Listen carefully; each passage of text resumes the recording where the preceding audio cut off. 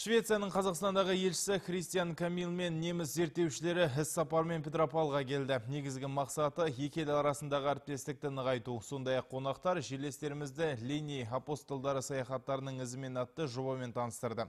Туындыға танымал саяхатшылардың еңбектері, зерттемелері мен ерекше карталары еніпті.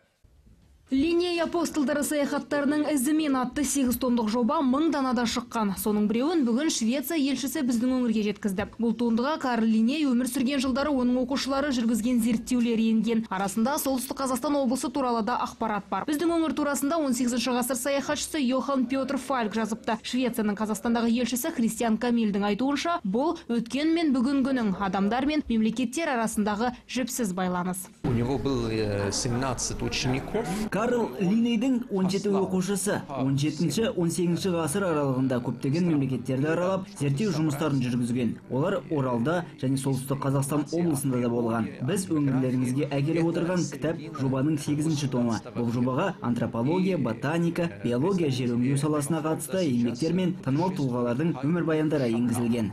Жобаның дайындалуына 15 жыл уақыт кетіпті. Бірнеше елдің мыңдаған ғалымдары мен ғылыми ұйымдары бірігіп ауқымды жұмыс атқарған. Аталмыш еңбек білімді тереңдетуге сеп болып, жас ғалымдарды шабыттандыратыны сөзсіз. Исследователи со шведскими корнями, немецкими. Швецияның және немістің ғалымдары көптеген зерттеу жұмыстарын жүргізген. Олар екінші академиялық көпкешенді экспедиция құрамына едіп, Сібір аумағында Қазақстанның бірнеше өңірлерінде болған. Бірнеше топқа бөлініп, әр аумақтарды бөлек-бөлек жұмыс істеген. Фальга тобында болған Йохан Петр Солтүстік Қазақстан облысын зерттеген. Олар негізінен өсімдік, жануарлар, флора мен фауна, гидрография мен ландшафтқа басты назар аударған.